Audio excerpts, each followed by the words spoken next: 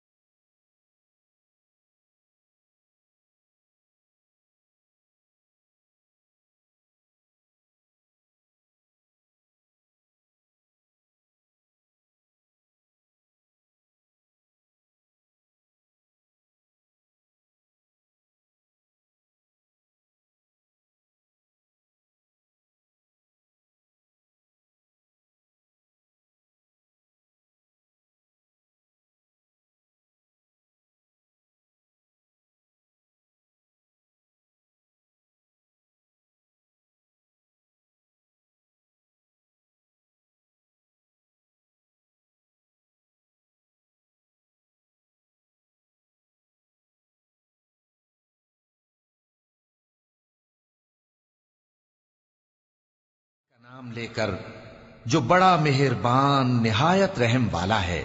एक तलब करने वाले ने अजाब तलब किया जो नाजिल होकर रहेगा, यानी काफिरों पर, और कोई उसको टाल न सकेगा।